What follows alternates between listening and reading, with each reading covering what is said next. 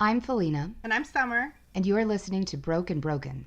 Because we're both. The podcast about living your best life by getting real. Oh, hey, broken people. This is Felina. And this is Summer. And today we have Allison Steinmeyer, who is the mother of the Angelina that we had on the last episode, actually.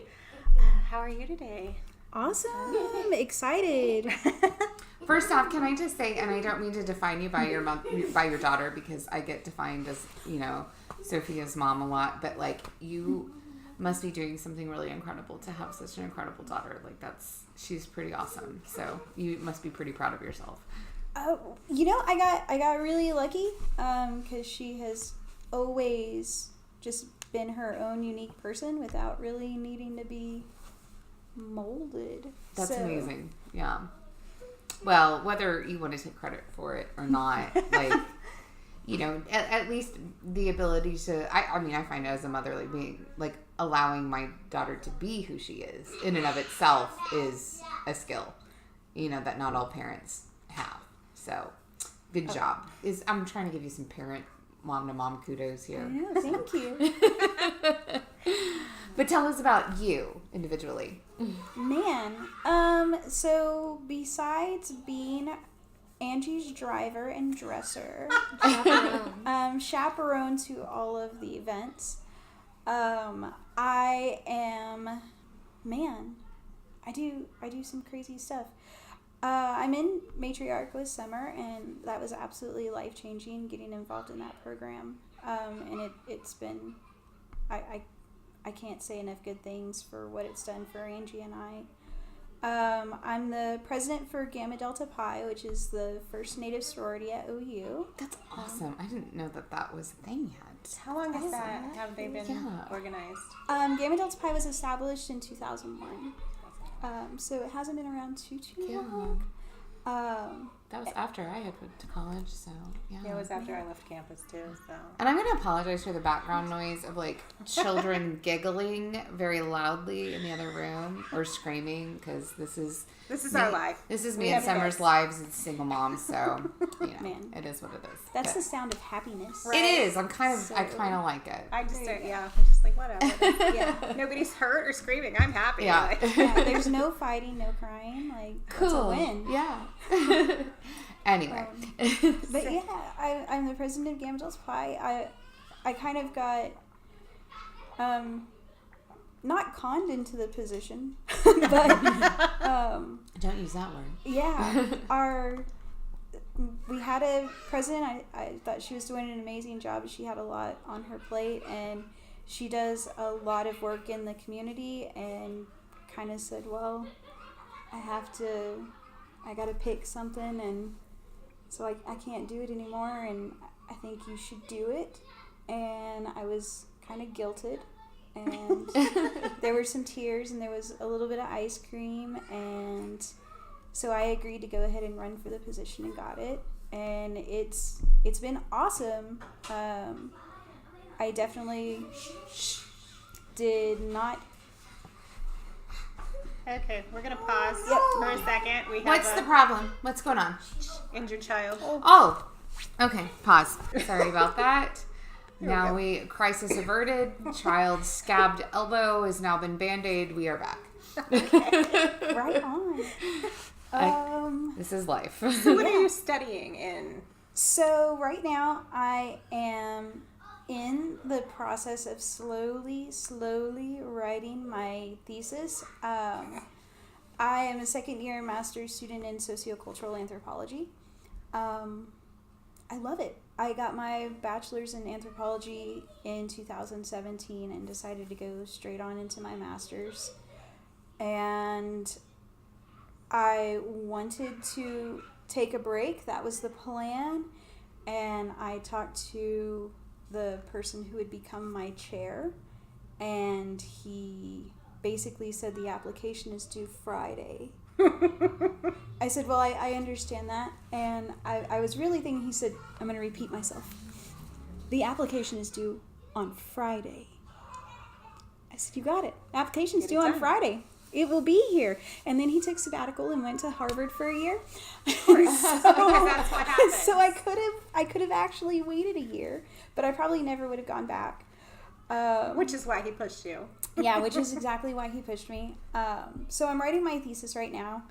I plan on defending in the fall, but this summer I'm starting the Indigenous Peoples Law Master's program at the law school. So technically, for just a short amount of time, I'll be working on both of them at the same time. At OU? At OU. my God. Okay, yeah. That just gave me chest pains. I know. The thought of working on both at the same time. It makes me twitch every time I say it, and then I go, we're only going to say it once, and then we're not going to say it again. Right, never again. We won't think about that. Yeah. Wow. Yeah, Summer and I, that's where we met, was at law school at OU. Yes. Yes, I did the dual degree, the JD, and then the NAS Masters. It was interesting. I didn't bother with any of that. I was just like, I'm going to do law school and have this baby while I'm doing it. I had a baby in law school too. Yeah, that's how we ended up talking. we ended up together. Yeah, it's like, oh, you need help with your child? Cool, I got you. Oh, she totally saved me one day and took care of Jordan while I was in class because I couldn't miss any more class. I'm like, I posted on Facebook, I think is what happened. I'm like, anybody willing to take care of my baby so I can go to class because he's too old. Because I used to take him to class, like Lindsay's class. Yeah. He let me take him to class all the time. But he was getting too old to do that. He was starting to move around. I'm like, that's not going to work. I need somebody to watch him. Man, that's it. Well, okay, so first that's a little intense because when I got into the Master's in Anthropology program, they told me you'll get a dog. And so it's a little scary finding out, like, you get into law school and you have a kid. So that's, it's a little scary. It was not a good plan. Like, it was not planned at all. Well, there was no plan. I was Mine on the was no not plan planned. plan. This is how I live my Yes. life on the no plan plan. Yeah. Yeah, I started law school married with 3 kids, and I graduated divorced with 5. Okay, So that is my level of lack of planning, right on. because none of that was planned. I was like, oh, my ex-husband made me aware when I was 6 months pregnant that he had never actually graduated from high school. What? And like the plan had been for him to go to college and Yeah. then it was like, oh, By the never way. mind. None of that's going to happen. And I was like, Oh, wow. maybe I should make more money. And so what's the easiest way to people who don't know anything, which now I know, getting a law degree does not equate to money. No. But at the time I thought it did. Same. Right. And so I was like, okay, well, I guess I'm going to go to law school. So I had my daughter, and she was 4 months old when I took the LSAT. And OU was the only school I applied to because it was local. Same. And so I was OU like, was the only well, one I we'll applied see to. if I get in here. And lo and behold, it did. And within the middle of law school, I had filed for divorce. And 2 years later, finally finalized it a year after law school. And my mom died the same day. So, Oh, wow. yeah. So, It's an intense thing. yeah, it's an intense law school and the whole, like, that's a lot. Yeah. It is. So, not to make this about me at all, but we don't know each other, so I'm going to tell you my story. But I did the dual degree because when I was in undergrad, my original major was NAS. Okay. And I went to school for 2 years, and again, my inability to plan. I got The pregnant. no plan. Yes, Yeah. I got pregnant with the first one, and I was so sick I couldn't go to class. Well, I was making myself go to class, but Dr. Bread took me in his office one day, and he's like, "You've got to drop out." He's like, "I feel like you're going to die in my classroom, and your grades are suffering." He's like, "The university will be here when you're going to come back." Like, so I withdrew, but I ended up moving, so I had to leave campus. And so then when I decided to go ahead and finish, I had to change my major.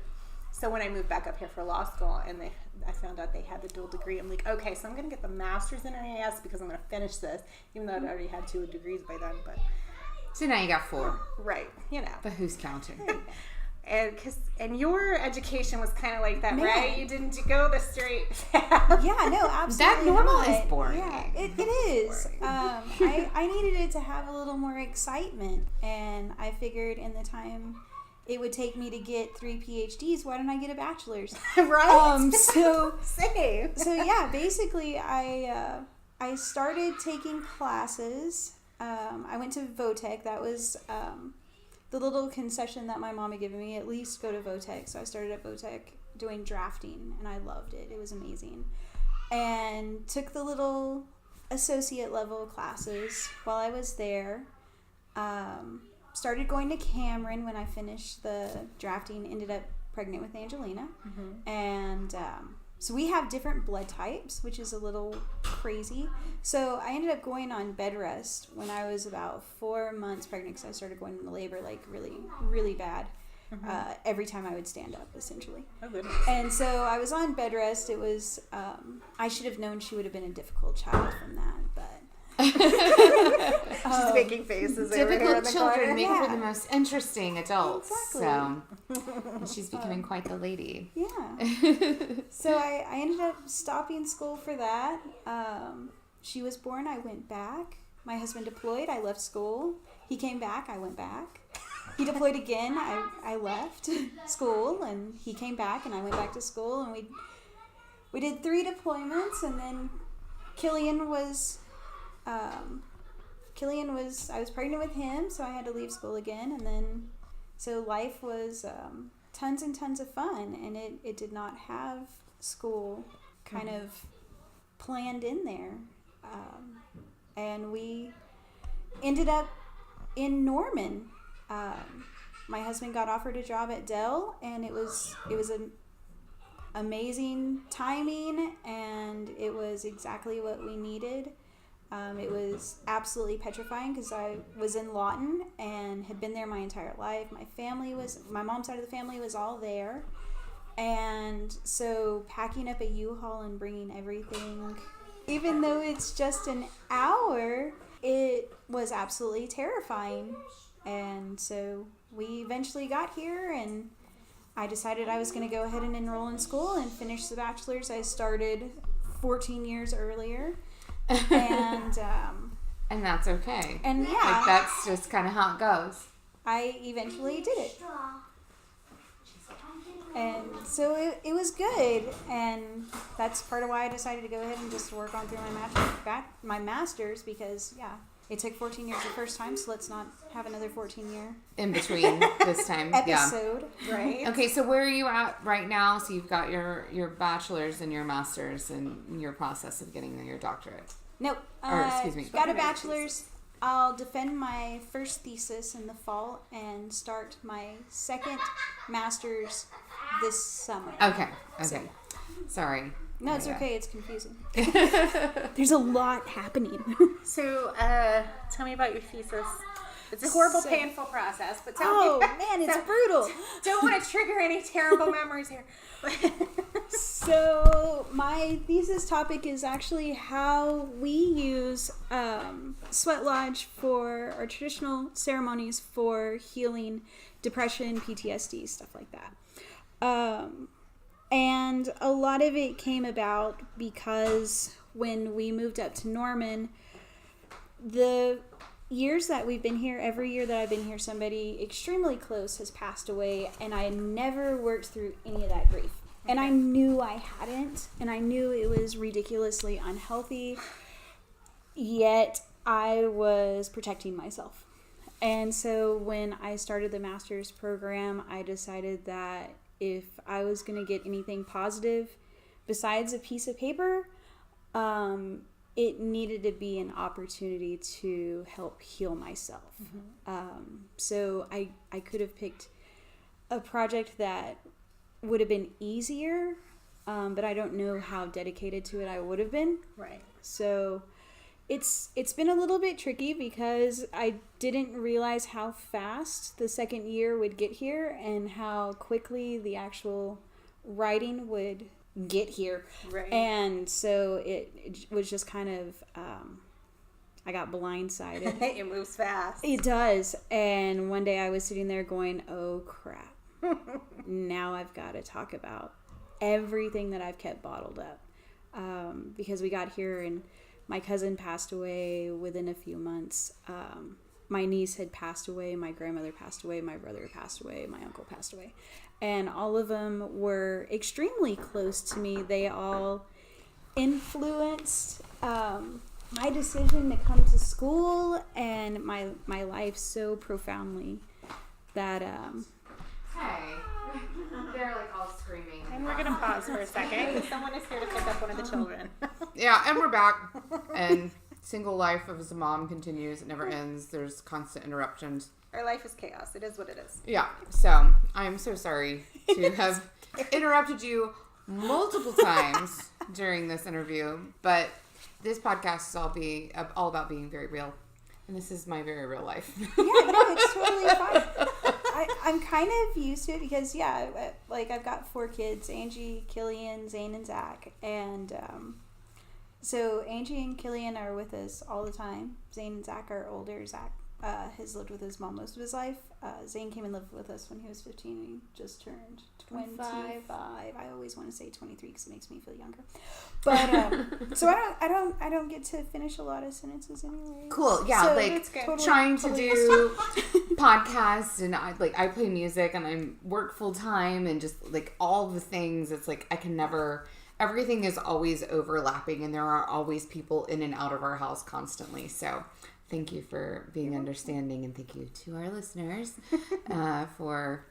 you probably won't notice because we'll edit this out, but... I'll probably leave a little bit in there. But this is a little bit of reality. Just to show the reality. A little touch of reality. We are not in a soundproof studio. No. We're isolated from the world. Very much a real life. Yeah, and I was just eating an apple with peanut butter, and Summer was chastising me because I forget to eat dinner a lot. She doesn't eat real food sometimes. Yeah, well, sometimes I'll have, like, we had an episode where I was eating, like, a burger, like a bunless burger with a lettuce wrap, and it was just, like, dripping down my hands. I'm like, why didn't we video this? Why wasn't this a video episode? Or I just don't eat it all, and then I'll drink, and then I'll get really sick. So... Anyway, we're not doing either of those things tonight. Bad planning. Also bad planning. The no plan. Totally Yeah. fine. Anyway, continue. So you were talking about your thesis. Yes. Man, yeah. So it's really made me kind of have to face everything that has happened in the last few years, and that has been rough. That's a lot. It is really going through and facing all the emotions that you never dealt with 5 times over, and everything that you just kind of, I don't know, Compartmentalize that. Yeah. Grief is a bitch. It is. It's so hard. And everybody processes grief totally differently. Yeah. And, it's not even that I was processing it. It was that I was in complete denial. Avoiding it. Avoiding every bit of it. And so there were some parts of my writing that I felt like I just got slapped in the face, and I had to immediately stop, and we're not going to do this right now. And then I was avoiding writing my thesis, so right. I just kind of passed that avoidance on even more. And so it's taken me a little bit to get it written, and but I'm able to slowly kind of work through everything, and that's good. So in your research part because you said it was addressing how sweat ceremony is used for healing. So what does the research part look like? Like, are you talking to people who've used this in their healing, or what does this look like? Yeah, so a lot of, I'm using my own experience, and then I'm also talking to my grandfather who runs a sweat here in Norman, and he was in Vietnam, and he had a lot that he had to process when Who's he got your grandfather? Randy Sneed. Okay. So Randy was, okay, so technically, because Native relations are fun like that. Yes.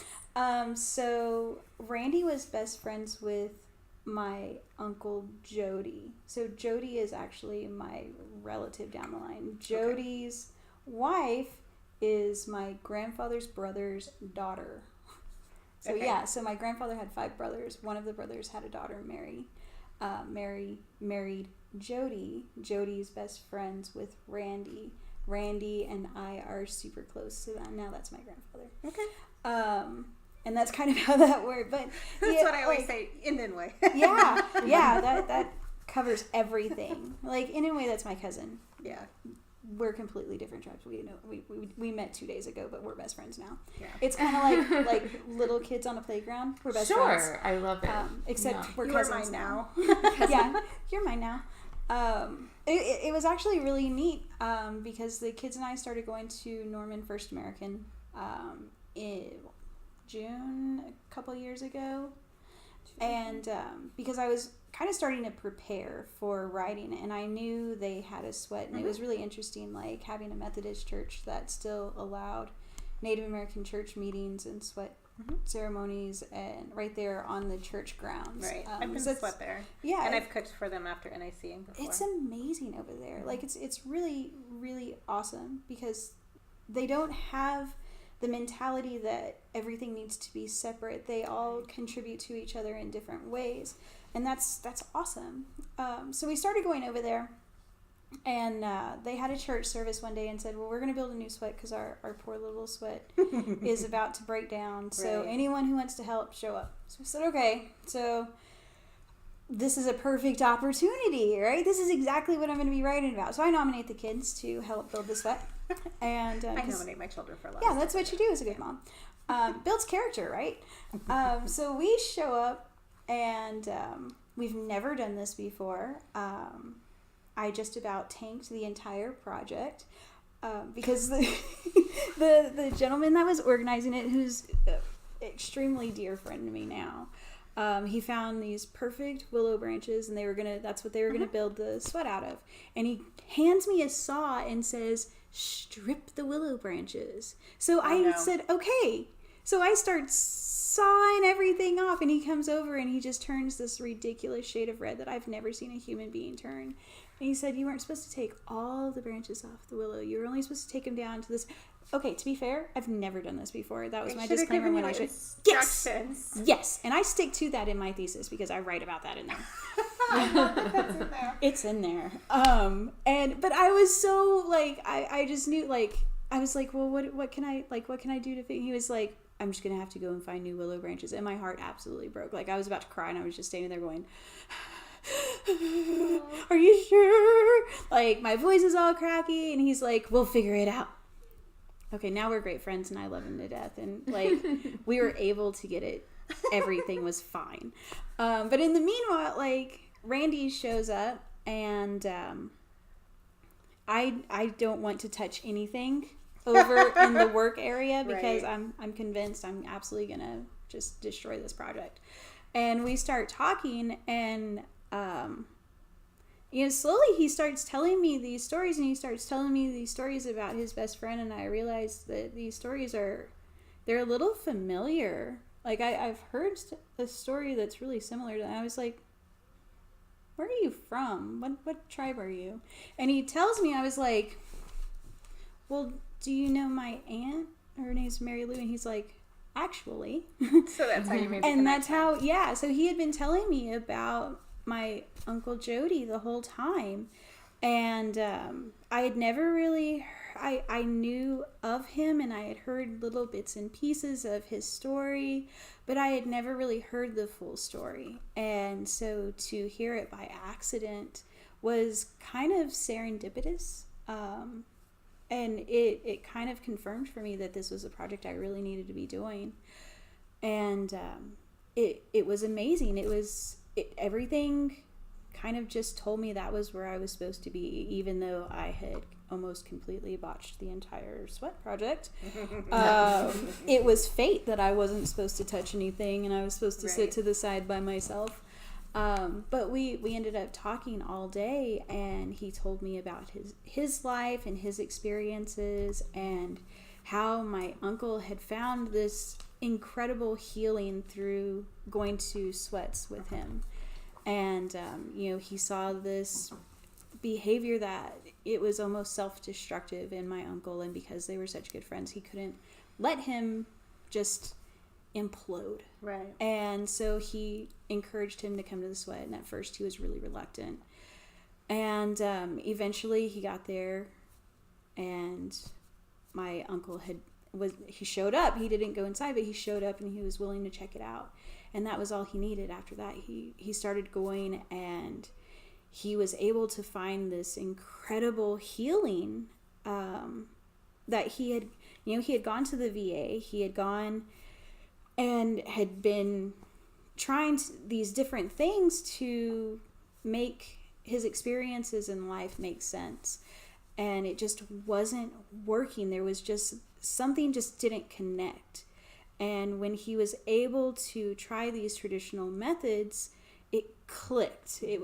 That was the piece that was missing. Was there was no real connection for him, because it wasn't part of who he felt he was, right. Culturally.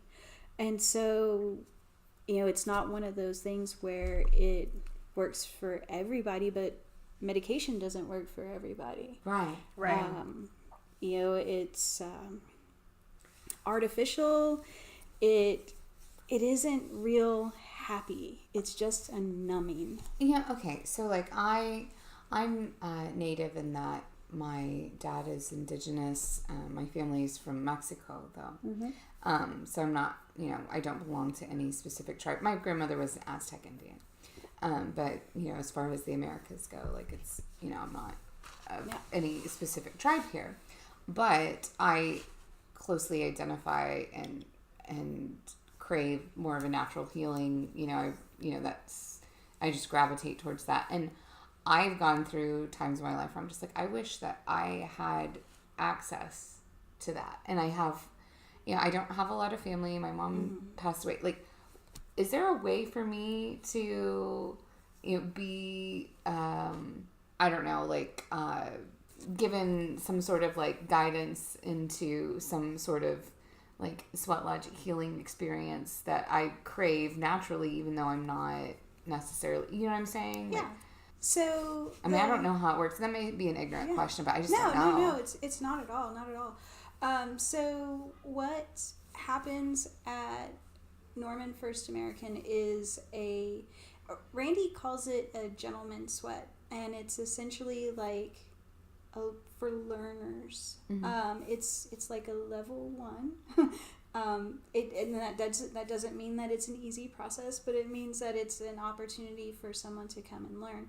And anyone from the community is welcome to that sweat, which is part of why I really wanted to go to that one, because it wasn't exclusive. Was it a mixed sweat? Yeah, I don't do mixed sweats. I only do women's sweat. See, and I guess they have women's sweats there, but I've never gotten to go to one. Yeah. Every time I've gone, it's been Randy's. Men and women, and I think they've only had one. I think since you started going out there. I was about to say there really aren't that many.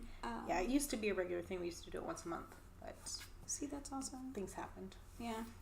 Oh, this one, the third Wednesday of every month, we go out there, and they have the fire going unless it's snowing, raining, lightning, and anyone who shows up, they're welcome. Really?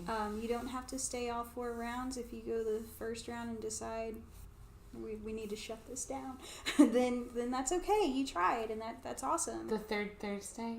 The third Wednesday. Wednesday. Yeah, the third Wednesday of every month, we do that, and I may get yourself super hydrated. Stay in touch with you, because I kind of want to. I would awesome. Love to do this. And even if you're, afraid to go in the first time, you can go and just hang out and learn and kind of observe and just hang out and see. Oh yeah. Yeah.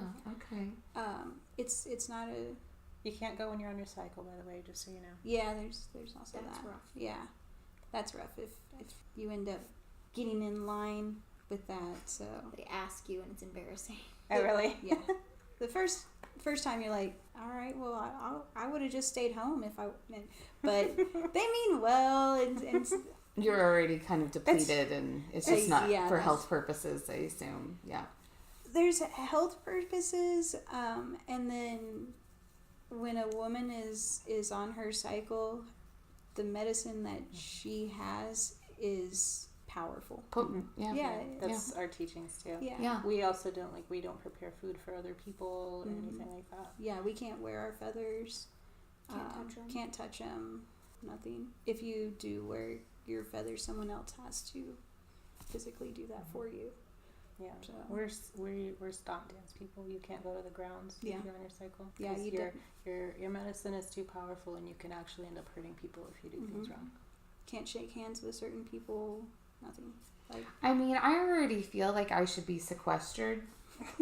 So this all makes sense. I Like- say that about. I said, I really think it was the Choctaw auntie who just did not want to cook, and they just didn't want to deal with people. So they're like, so we're gonna go stay out back while we're on the cycle, and y'all just take care of this. I honestly feel like I screw up my life pretty regularly when I am on my cycle. I'm unable to communicate clearly.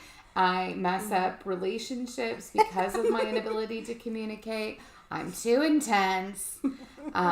So, I kind of wish that this could be adopted for like everything. Yeah, I'm not hating it at all. I just It makes sense. Yeah, I turn into the three-toed sloth. Hose beast. Thanks, Q.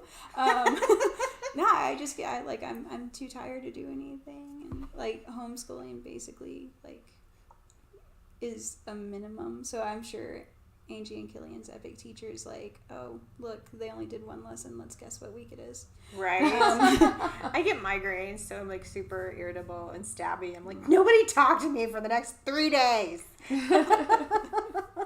See, this is like, well, this is vulnerable and broken, so whatever. But like, I don't get a physical period because I have an IUD, but I still get all the symptoms. That's how I am. Yeah. I get all the symptoms, but I don't know it's coming necessarily because I like have lost track because I don't have to keep track of it anymore.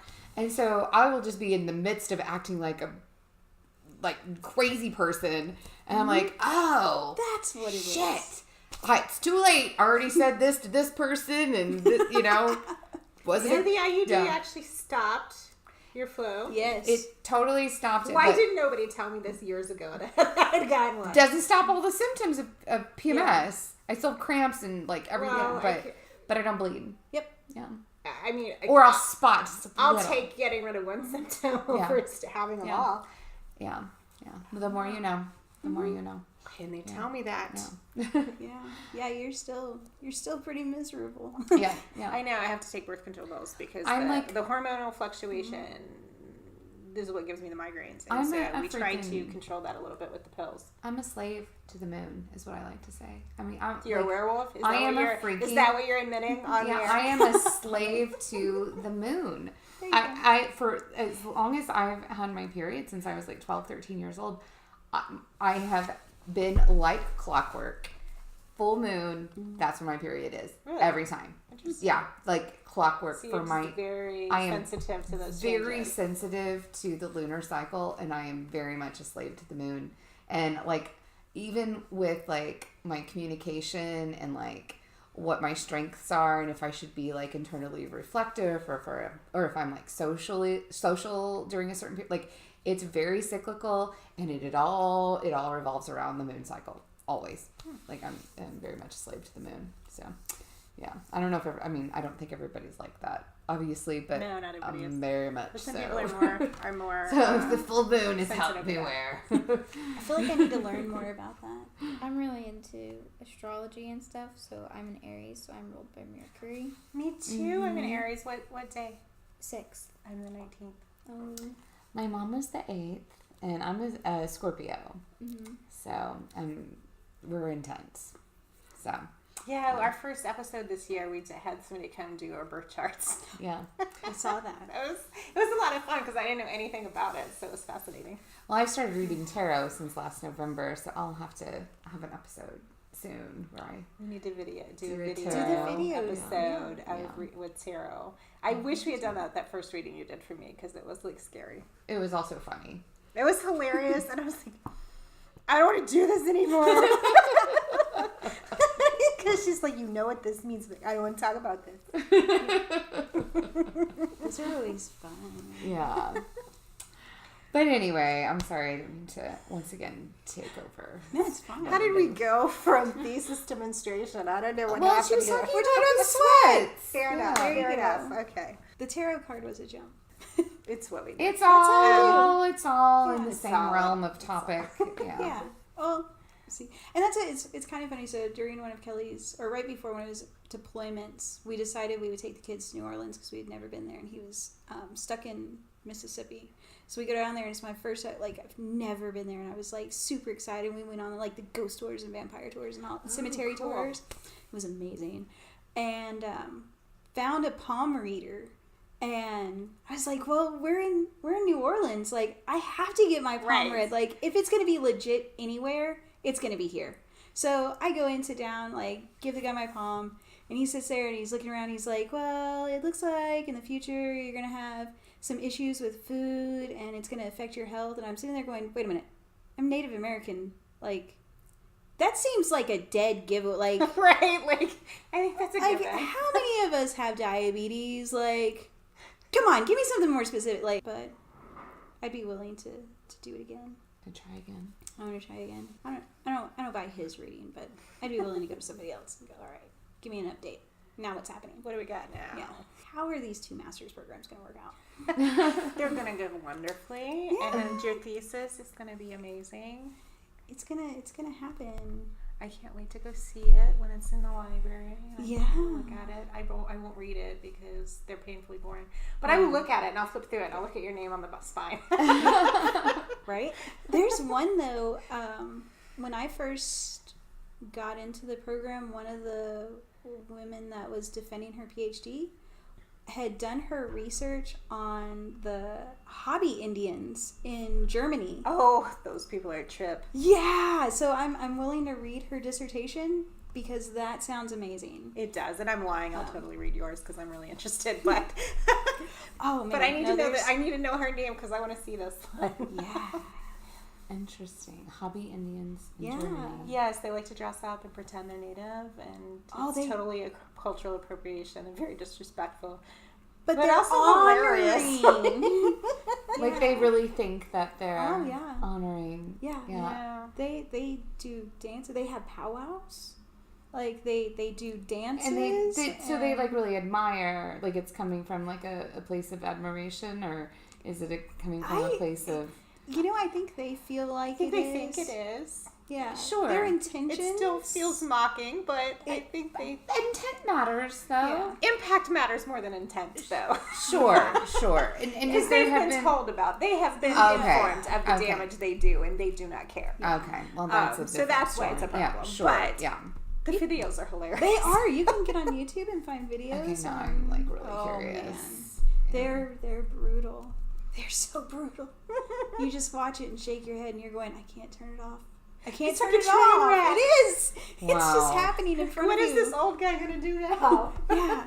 There's like the ones in their and some of them like have regalia that's nicer than mine. Like they throw down some serious money for this. Oh my they're God. like, you know how we have like the Civil War reenactors, and they put thousands upon thousands of dollars into their reenactment. They do that. Same thing. Like, they yeah. pour tons of money and time into this. Yeah. It's really, I don't understand the level of investment that they're putting into it. Man. Like why they would want to do that, but they do. Half of my regalia is put together by heat bond. So like, I mean, I don't know. But yeah, I guess they have stuff made, or they learn how to make it, but they've got like this ridiculously nice regalia, and you'll see people in like full buckskin dresses, but they're dancing jingle, and you're going, wait a minute. That's And they not probably right. don't even know They that have they're doing no the wrong idea. thing. You're like, She's I would've- that doesn't make sense. What's I would happening? have passed out by now jumping around in a buckskin. But you go, I girl, don't you have the got energy. this. Have you seen that video that's going around for the last several days? I think it happened this past weekend at one of the Palos up north, In Vermont? where this lady just went up and took somebody's bustle and put it on and was like dancing in the aisle with it. Oh yeah, my it's like a God. huge thing. She All didn't of get native knocked Twitter. out? No, he was very nice. Thankfully, I would have pushed her over the railing. Right? So I think he did an amazing job. But yeah, so everybody is like the whole, all of native Twitter is mortified. Oh my gosh. But it's been interesting to watch the commentary because there's so many people who are like, "What's the problem?" What? Exactly. Oh. First of all, you don't do that. I don't even I don't know. I guess before Selena passed away, my hair went down to my knees, and that's the longest it's ever been. And I like constantly had to keep my hair in braids. And it used to be one of the biggest pet peeves when people would come up and go Touch and your just touch Don't ask, just touch. My hair is like down to here, and people want to touch my hair all the time. Yeah. Just touching my hair. Why do people think that's okay? I don't understand. It's like pregnant women with their bellies, and people think I that they slapped an have old woman's hand Yeah. when I was pregnant. My mother was so angry at me. She's like, "That was so rude." I'm like, That "Why was- does she get to think she could just touch me? My body is not public property just because I got knocked up." Yeah, we're no. in the Walmart pharmacy. People have yelling no at each other about boundaries. this. They have no. Yeah, people will come up and touch my hair. Yeah. Yeah, and I'm like, what are you Man. What is happening? Why are you doing this? Yeah. That was happening to me when I was in 6th grade. This girl that sat behind me in world history, she like I would put my hair back and she would just like run her Just fingers touch through it. it. She would like braid it, and I was like, "Girl, Like, what are you doing?" ask a question. What's happening? boundaries? Oh yeah. Boundaries. Wow. And It's fine. people. But yeah, she just Yeah. picked his bust up off the chair and was dancing around whatever she thought she was doing. I Yeah. know when Angie was little, probably because Angie's danced since she was probably 2 years old, and I guess she may have been like 3 or 4. I had a princess title, and so I had to go to several powwows, and she would come with me all the time, and I'd get her dressed and we'd go and dance. So where we were, there wasn't a lot of private space, but there was like I guess the temporary walls put up so that people could go and get dressed. And so I had her back there and was getting her ready, and this woman came around with her cell phone and was taking pictures of me getting Angie dressed. And I will admit to cussing her out. That's because I was absolutely dumbfounded, just going, you understand, I'm trying to get my child, you're taking pictures of my child. Right. We're human We're beings. people. This is not a human zoo. Yeah, I don't go in the bathroom and take pictures of you when you're half dressed. That's creepy. yeah. So public service And- announcement, don't touch people, don't take pictures of them without their consent. This is not hard, people. Yeah. Yeah, this is pretty common sense stuff. I don't understand why we have to explain it, Constantly. but okay. Over and over. And then argue about it because people say, no, you're wrong. I'm sorry, what? Well, Now, if I think, say this is my boundary, then that's what it is. Right. Like, period, end of story. I think when it comes to regalia and stuff like that, people don't understand enough about microaggression and how to self-identify that you're doing that to someone else because they have the best of intent, but those things Do are they have the best of impact- intent? Yeah, I well, feel like they just feel entitled to do whatever the hell Yeah, they they want. don't Yeah. because I'm well intended. I'm so jaded, Like though. we have this podcast, and like I said a moment ago, like I'm not American native, but you know, and I've been ignorant about stuff, and so like I ask questions, and I'm like, okay, well, is this right? You know, and I don't think I've ever come across as disrespectful, just because I don't know. Because I actually am well intended and I want to do whatever is respectful, and that's what well intentions are supposed to be, is wanting to do what somebody, like listening and then doing, you know, acting accordingly, you know. But you know, yeah, that's well intentions. So just you can use me as an example of what good intentions are. This is what they look like. Ask a question, don't just grab people. Right. yeah. Man, that's crazy. So, when will you be concluding your thesis? So I'm scheduled to defend within the first few weeks of the fall semester. Not too far away. Got the summer to finish, and Yeah, the goal is to have my thesis done, written, and maybe not perfected, but as close as humanly possible by May. So technically I have things written. All of my research is done. My readings are done. A lot of my writings are done on the different aspects that I want to touch on. I just really have to reformat a lot of my ideas, since self-plagiarism is a thing that exists, even though I don't agree with it, but that's okay. Especially at this point, I don't feel like it should be a thing. But I agree. I feel like you should be able to at least cite yourself. yeah, for real, see? for real. Cited in professor's class. Yeah, I should be able to do that. But yeah, they frown upon that in a really big way.